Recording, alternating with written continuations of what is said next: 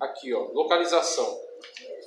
Só algumas informações a mais que ele passa para vocês. Página 3. Posição geográfica já falei. As zonas de fertilidade também. Região mais favorecida do crescente fértil, a Mesopotâmia. Região menos favorecida é a Palestina. Eu vou mostrar para vocês o sistema da Palestina. Enquanto lá, na Mesopotâmia, você tem dois rios gigantescos, o rio Eufrates tem mais de 2.000 quilômetros de extensão. A bacia dele é gigantesca. No Egito você tem o Nilo. Na Palestina você tem aquele sistema, no qual você depende do Hermon, do derretimento, do Mar da Galileia, do Rio Jordão, e o Mar Morto só serve para diversão e para você tirar sal. Então o sistema da Palestina é o mais frágil, né, em relação a esses. Privilégio geográfico da Palestina. Principal privilégio, que é ao mesmo tempo um privilégio e uma desvantagem. Ele está apontando aqui, ó, privilégio e embaixo desvantagem. Qual é o privilégio? Por que eu coloquei esse mapa aí? Porque alguns gostam de dizer que Israel é o centro do mundo. Como assim? O mundo é esférico. Então, onde você pôr o dedo é o centro. Ou é o polo magnético norte, ou o sul, na Antártida.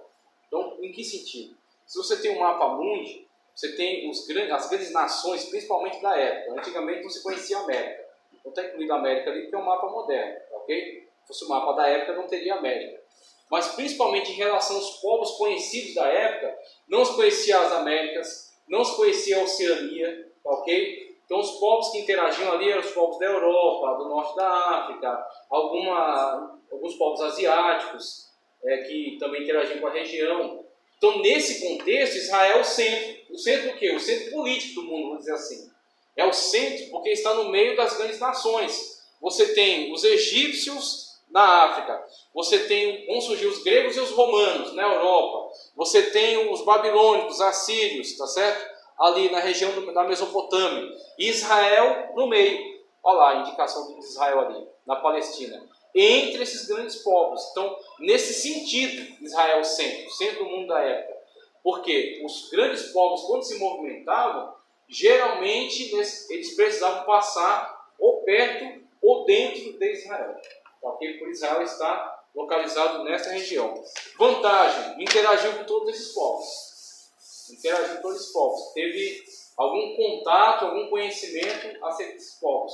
Desvantagem, interagir com todos esses povos. Também. Fogo cruzado. Exatamente, está no fogo cruzado. Então você tem, o Egito é um grande império. A Babilônia também, um império extraordinário. A Assíria também. Grécia depois se levantou. Depois da Grécia, Roma. Então grandes impérios que passavam por Israel, muitas das vezes não eram nem para combater Israel, para combater outros impérios. Só que passando por ali, exercia influência, né, sobre as terras de Israel. Ok? Então você tem essa situação. Uma pergunta fica dentro do continente asiático, né? Isso, então você tem toda ali a Europa e você tem todo esse grande continente asiático. Só que geralmente a nomenclatura mais adequada para essa região é o Oriente Médio. As características geográficas, as características etimológicas são totalmente diferentes dos asiáticos, do Extremo Oriente. Né? Então você tem chineses, japoneses, malaios, vietnamitas, tal. Essa galera do Extremo Oriente. São totalmente diferentes, como também diferentes dos povos do norte da Ásia. São os russos, mongóis, tá? Então, características são totalmente diferentes. E região também. A geologia, tá, do lugar é totalmente diferente. Então, o melhor nome para você entender do que está falando é o Oriente Médio. Tá certo? Os dois poderosos do crescente fértil, Mesopotâmia de um lado e Egito do outro. Esse texto que está aí. É isso que eu acabei de definir para vocês. Tá? A gente vai ter mapas melhores aí para mostrar a área que eles ocupavam, ok? Assírios e babilônicos, que eu falei para vocês, assírios norte da Mesopotâmia e babilônicos no centro da Mesopotâmia, e depois ocupando também o sul quando dominaram os sumérios, ok? Os romanos que vão surgir na região da Europa, temos ali a Europa, o chifre, né, da Itália, a bota, né, a região que parece uma bota, a Itália, então tem o surgimento ali de Roma, antes de Roma, a Grécia. E todas essas regiões interagiram intensamente com Israel. Então Israel foi dominado, guerreou, venceu, conseguiu independência, mas interagindo sempre com essas regiões aí. Tá ok? Geografia física agora. Geografia física, vamos lá. Aqui também, para exemplificar. a questão de Israel está no centro. Você tem esses povos que estão em torno dela e que são descritos lá em Atos 2, 9 ao 11, o Pentecostes. Então, inclusive, uma coisa interessante agora que é bom, que é conveniente falar agora. Tudo que acontece em relação ao povo de Deus, em relação à Sagrada Escritura, você pode enxergar, desde que você pesquise, desde que você se interesse, você pode enxergar a condução, a mão de Deus na história. Quando Deus levantou Israel, a gente vai ver daqui a pouco algumas questões em relação a características da geologia, tá certo? Características físicas do território. Quando Deus levantou Israel, tá certo? Quando Deus resgatou Israel da escravidão do Egito, só não fala para a gente ver as situações, os fatos históricos que acontecem ao longo da descrição bíblica. Tudo que Deus fez tem um propósito. Então, mesmo que Israel estivesse nesse lugar e passasse toda a dificuldade que passou, todos os conflitos que surgiram, existia certamente um grande propósito de Deus que ao longo da história foi se mostrando cada vez mais claro, cada vez mais revelado. Porque Israel, ao longo da história, é inegável que Israel sofreu muito pela intervenção desses impérios. É inegável que Israel teve muitos conflitos, muitos embates, muitos problemas com todas essas intervenções. Mas mesmo com todos esses problemas, ao passar da história e chegando na época de Cristo, que Paulo chama de a plenitude dos tempos, nós vimos que Israel ele tinha, nessa altura da história, uma habilidade para interagir com qualquer povo, com os romanos, já passaram pela dominação romana, com os gregos. Eles tinham cidades gregas fundadas lá dentro, no território da Decápolis. Decápolis, veja, Deca, 10, polis, cidades, 10 cidades de costume grego, fundadas ali em torno do Mar da Galileia, tá certo? Que comerciavam, que tinham teatros, que tinham práticas, né, do mundo grego. Então eles interagiam também com esse mundo. Haviam judeus versados na língua grega, haviam judeus versados no direito romano, e haviam judeus que, na sua maior parte, falavam a língua aramaica. A língua aramaica por quê? Influência da Mesopotâmia, Babilônia e Assíria, a língua que estava presente nessas regiões. Então, com essa interferência desses povos, ao mesmo tempo que houve um elemento assim, de sofrimento, né, em relação a Israel, na sua história, houve também uma grande construção cultural, uma gigantesca riqueza cultural. Tanto que quando os apóstolos se levantaram para pregar o Evangelho, você tinha Paulo, que tinha cidadania romana.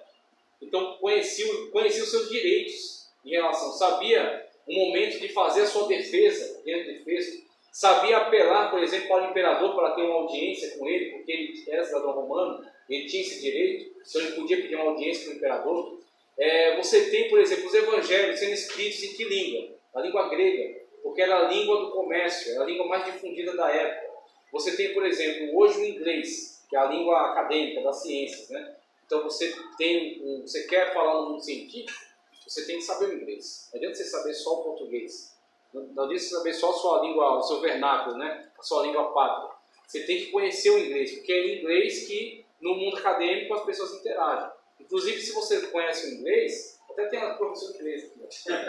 Você já procura depois para resolver aí essa deficiência. Eu também vou precisar procurar.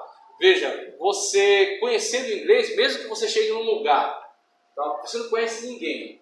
Você tem ali dificuldade com a língua da região. Você desce lá, Ceilão, tá certo? Perto da Índia. Os caras falam 10 línguas por vila lá. Você não sabe falar nenhuma delas. Se você fala o inglês, alguém ali fala o inglês. Você quer saber uma história relacionada a nós? Daniel Berg e Gunnar Wingren. Eles têm uma revelação, quando eles estavam nos Estados Unidos ainda, de que eles iam para um lugar chamado Belém. Procura no mapa, onde fica? No Pará, Brasil, América do Sul. Pega lá o navio, vem para cá, desce em Belém, que era um entreposto comercial importante lá, um porto, né, fazer muito comércio. Desce lá, aí começa a tentar interagir com as pessoas, o pessoal não fala inglês, só que começam a ver esses gringos aí, falam essa língua engraçada. Tem um pastor ali que também fala essa língua esquisita deles aí. Chamaram o pastor da Igreja Batista. Aí ele foi lá, o cara sabia falar inglês, trouxe eles lá para a casa deles, deixou eles, alugou para eles viver um tempo lá. Aí depois começaram a pregar o evangelho pentecostal, deu errado. Mas teve uma recepção. Por quê? Porque conhecia o inglês. Na época era o grego. Era o grego. Na época o grego era a língua universal, era a língua de interação com os povos. Então o Evangelho foi escrito por judeu, tá certo? Em grego, por pessoas que muitas vezes no seu dia a dia falavam aramaico, que era a língua popular da Palestina. As pessoas adquiriram essa língua por causa do cativeiro babilônico, quando eles foram para a Babilônia e ficaram lá 70 anos. Adquiriram a língua aramaica lá. Então veja, toda essa confusão e essa interação com esses povos trouxe, por outro lado, riqueza cultural. Essa riqueza, e Deus tinha um grande propósito com isso, que o Evangelho fosse difundido para todo mundo, para toda a terra.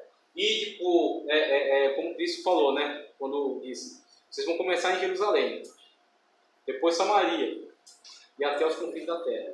Então, partindo do centro, do epicentro, né, desse terremoto, que foi Jerusalém, quando Pentecostes veio, o Espírito Santo desceu, partindo dali, eles alcançaram todas as terras. Né? No primeiro momento, no discurso de Pedro, quando você tem gente de forasteiros romanos, gente de Creta, né, que era a ilha onde nasceu Bartolomeu, onde nasceu Barnabé, Cirene, norte da África, Egito, Arábia, Elã, que hoje é a Pérsia, Média, Pártia, Mesopotâmia, que já descrevemos, Capadócia, que está na Turquia atualmente, Ponto também, região do Ponto, que é norte da Turquia, Panfilha, Frígia e Ásia. Olha o que chamava-se Ásia na época. A Ásia era essa pequena região, tá certo? Onde está ali indicado, o quadradinho. A Ásia era só isso aí, essa pequena região perto da Grécia. Só isso chamava-se Ásia na época. Hoje a Ásia é uma região gigantesca, né? Mas nessa época era só essa região. Mas somente para vocês entenderem um pouco acerca daquilo que Deus vai revelando através também dessas questões geográficas, essa questão da modificação dos povos, interação entre esses povos e toda a construção, tá certo? Dessa riqueza cultural de Israel. Aí vamos investigar mais sobre a questão da geografia física. Vejam, o que é isso aqui? Eu peguei esse mapa aqui só para mostrar as principais rotas da época, tá? Mas depois a gente vai falar melhor sobre isso. Então as principais rotas, no caso, essa vermelha que está traçando aqui, tem azul no meio. Essa vermelhinha que está mais a leste aí, chamava-se o Caminho do Rei, essa aí. Que geralmente era uma estrada, tá certo? Margeando algumas fontes de águas, onde os reis do Egito, quando queriam subir para regiões nortes, para guerrear ou para fazer acordos políticos, eles pegavam essa estrada aí, chamava-se Caminho do Rei. Ou pegava o Caminho do Rei, que era essa estrada, ou pegava a Rota Marítima, que ali está em roxo ali, ok? Então temos aí essas estradas da época. E as estradas de modo geral, saindo de Israel, indo aí para a Mesopotâmia, os caminhos marítimos, rotas marítimas, temos aí os caminhos da época. Veja, geografia física de Israel, localização. Vamos lá. Geografia física, localização. Só lembrando, hoje a gente termina um pouco mais cedo. Para quem chegou agora, geralmente a gente tem intervalo, tá? A gente vai 1 hora de aula. Localização. Por coincidência, ou por providência divina, Israel fica no meio do mapa mundi. Foi aquilo que eu mostrei para vocês, para ninguém se assustar com essa informação. É em relação a isso aqui. Está no meio do mapa mundi. Se olhar no total também agora, está no meio. De certa forma, né? Uma América para cá, Ásia para lá, Europa para cima, África para baixo. De certa forma. Uma coisa que eu ouvi falar também um tempo atrás é que a esquerda de Israel, todo mundo escreve da esquerda para a direita. Interessante. E a direita de Israel, muito interessante. todo mundo escreve da direita. Já ouvi também isso aí, e de fato o árabe escreve no mesmo sistema, Israel esquerda para a direita. É muito interessante, muito bom mesmo. Claro que não é exato, né? Tem algumas vertentes. Por exemplo, o chinês tem alguns que escrevem de cima para baixo. Mas, de modo geral, tem essa prática mesmo. Escrever esquerda para direita, direita para esquerda. É interessante essa informação. Veja, por coincidência ou por providência, né? A gente não crê na coincidência, então vemos providência aí. Divina, Israel fica no meio do mapa mundi, bem como no centro da superfície da Terra. É tão pequeno que quase não pode ser visto no mapa do globo terrestre. Trata-se de uma pequena nesga de terra localizada no continente asiático, 30 graus de latitude norte, tendo todo o seu flanco ocidental banhado pelo mar Mediterrâneo. Essa parada que ele falou de latitude e longitude é essas riscas, tá? Longitude é horizontal, latitudes verticais, ok? Então ele localizou Israel na latitude 30 graus. e latitude. Partindo Tá do ok? meridiano de Greenwich. Meridiano, muito bom, maravilha. Meridiano de Greenwich, que está na Inglaterra, né? Big Ben, né? Ali passa o Greenwich, né? O ponto marco zero, né? Do Greenwich. Então essa linha que está bem no meio, passando perto do nome África ali, ó. Tá? Então o Greenwich, que marca aí o centro, então do Greenwich para lá, 30 graus. Tá, ok? No aspecto sedentário, a terra de Canaã nunca foi cobiçada por qualquer monarca de qualquer nação de grande relevância nos tempos bíblicos. Nenhum dos reis conquistadores dos tempos bíblicos se interessou fixar a residência ali. Por outro lado, com exceção de Davi, rei de Israel, nenhum dos reis que reinou sobre algum povo ali conseguiu expandir seus domínios por qualquer direção. Isto é o suficiente para concluirmos que Canaã sempre foi uma terra esquecida. Sua única importância era servir de caminho. Então era uma terra de passagem, geralmente. Não tinha tanta riqueza geográfica, né, tanta riqueza natural, como tinham outras nações, Egito, Mesopotâmia, como foi falado, né? Do ponto de vista comercial, a terra de Israel era necessária tanto para os habitantes do norte e do sul, como para o leste e oeste. Qualquer produto transportado do Egito ou Europa para as nações do norte, ou em sentido inverso, tinha que passar por Israel. Então a gente viu, né, a questão das importantes rotas aí que passavam pelo território de Israel. Olha o Egito aqui, ó. Olha os caminhos, olha as rotas. Okay? Olha a Mesopotâmia lá, também as rotas que vêm para cá. Então a interação principalmente foi entre essas duas nações no primeiro momento. Depois é que a Grécia vai tomando alguma importância, Roma, mas primeiro foi entre essas nações. Então era a passagem desses povos. Os povos sempre passavam por essa região. Estrategicamente falando, os grandes potências do Oriente e do Ocidente sempre cobiçavam o território de Israel, pois ele servia de ligação. Por exemplo, uma coisa que acontece muito na história antiga e que aconteceu na Palestina, antecedendo a história de Israel. Você, quando lê alguma coisa sobre a história antiga, você vê que alguns povos menores eram usados por grandes potências como um povo escudo, uma nação tampão, como se chama, uma nação escudo. Olha o Egito aqui ao sul, tá? Aí você tem a Palestina e você tem a Babilônia para cima. Babilônia e a Síria são grandes nações. E ao norte também você tem os hititas, ok? Os hititas aqui ao norte. Então essas grandes nações, os hititas, hurrianos estão acima, mitanes, armênios, assírios, babilônicos, elamitas, persas, toda essa galera está ao norte. Está toda ao norte. O Egito está ao sul, ok? Então, esses povos, conforme eles foram crescendo, se desenvolvendo, sempre com essa mentalidade expansionista, querendo dominar outras nações, extrair sua riqueza, fazer escravos, eles tinham a intenção de invadir o Egito em algum momento. Sempre cobiçavam descer e invadir o Egito. Qual foi a política? Sempre que o Egito teve uma política de defesa eficaz, o que eles faziam? Está vendo essa região da Palestina? Ela, antes de Israel dominar, antes de Israel migrar em 1440, quando migraram do Egito, foram para a região da Palestina e dominaram a região, fundaram um grande reino. Antes disso, a Palestina sempre foi dividida por pequenas cidades-estados. Sempre foi dividida em pequenas cidades-estados. Você tem hoje uma comprovação arqueológica disso, chamada as Cartas de Tel Amarna, que é uma cidade do Egito. Essa cidade, quando foi escavada, revelou uma quantidade absurda de tabletes, pequenas tabuinhas de argila, escritas, principalmente numa escrita chamada cuneiforme. A gente vai mostrar para vocês. O Egito usava o hieróglifo e o hierático, tá certo? Depois usou o demótico, eram línguas do Egito.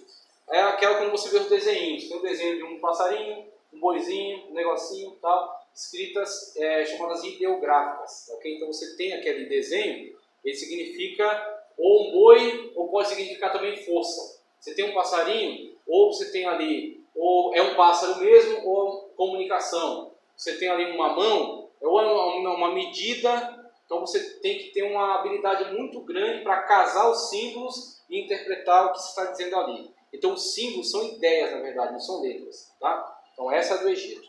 Qual é que era da Mesopotâmia, que influenciava esses povos, que era utilizado também por eles? É chamado cuneiforme. Então você tem o cara usava uma cunha, aí ele marcava na tábua de argila coisas como essa setinha do computador, que agora eu não vou conseguir mostrar. Mas você tem um xizinho. você tem uma setinha. Então os caras colocaram uma setinha para cá, para baixo, 2 setas, 3 setas, cada uma representava também uma determinada ideia que devia ser traduzida. Então essas tábuas encontradas no Egito não tinham hieróglifos, nem hieráticos, eles tinham cuneiforme. E essa língua cuneiforme, utilizada por essas cidades-estados da Palestina, interpretadas, não me pergunte como que eles interpretaram esse negócio, mas eles interpretaram, tá? Principalmente casando. Tem um lugar onde os caras escreveram cuneiforme e em grego. Pronto, você tem a grega que você conhece, a partir dela você traduz cuneiforme. Tá? Então, traduzindo, o que você tem lá? O que tinha essas cartas? O que era tão importante? Os reis dessa região escreviam para o Egito: mande contingentes, né? Os caras estão invadindo, mande exército, mande mantimentos, mande armas, venha cá fazer uma incursão, prepare um exército, os caras estão entrando na terra. Então sempre tinham esses diálogos entre esses reis, falando com o Egito, cobrando ajuda. Então o que isso mostra para nós? Que o Egito usava essa região para se proteger do ataque dos povos que estavam ao norte.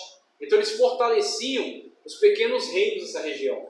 Mandava contingente para lá, mandava armas, mandava exércitos mesmo para acampar lá e proteger essa região, ajudar na proteção, fortalecer essa região para que não fossem invadidos. Então Israel, antes de invadir essa terra, esse era o contexto. E depois que invadiu, na verdade também continuou algo semelhante. Você vê, por exemplo, as importantes alianças que o Egito fazia com Israel.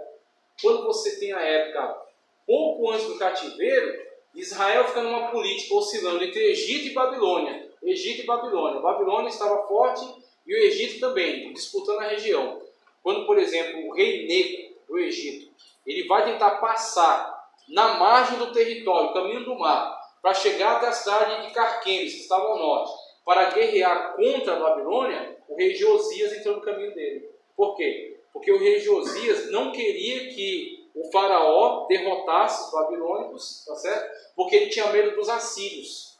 Olha só a politicagem. Né? Então, são textos bíblicos que ele só vai dizer para você assim: e Josias morreu na peleja contra Neco, faraó do Egito. Só vai dizer isso para você. Mas qual é o contexto em volta disso aí? Tá certo? O que tem em volta de informações, de contexto histórico?